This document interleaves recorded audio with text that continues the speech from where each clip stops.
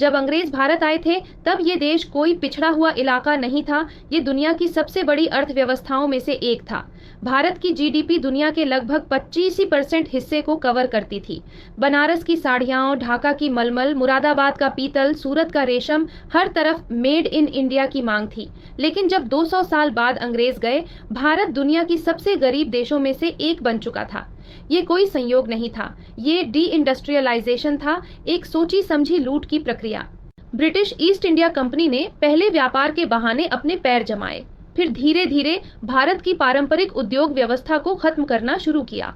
हस्तशिल्प और कारीगरी को टैक्स के बोझ से दबा दिया गया।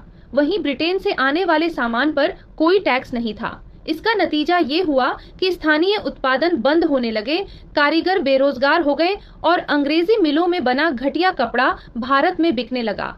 ढाका की मशहूर मलमल के बुनकरों की उंगलियां काटे जाने की कहानियां इसी दौर से जुड़ी हैं। एक पूरी आर्थिक व्यवस्था जो गांवों में फल फूल रही थी, उसे तोड़कर गांवों को सिर्फ रॉ मटेरियल पैदा करने वाली इकाई बना दिया गया। अंग्रेज भारत से रॉ मटेरियल लेते थे, इंग्लैंड में माल बनाते थे और फिर वही महंगा सामान भारत में बेचते थे। यानी ड्रेन ऑफ वेल्थ, भारत से पैसा निकलकर ब्रिटेन की जेब में जाता रहा। जो देश कभी कपड़ा, धातु, शिल्प और खेती में आत्मनिर्भर था, वही धीरे धीरे सिर्फ अंग्रेजों की रॉ मटेरियल की मंडी बन गया।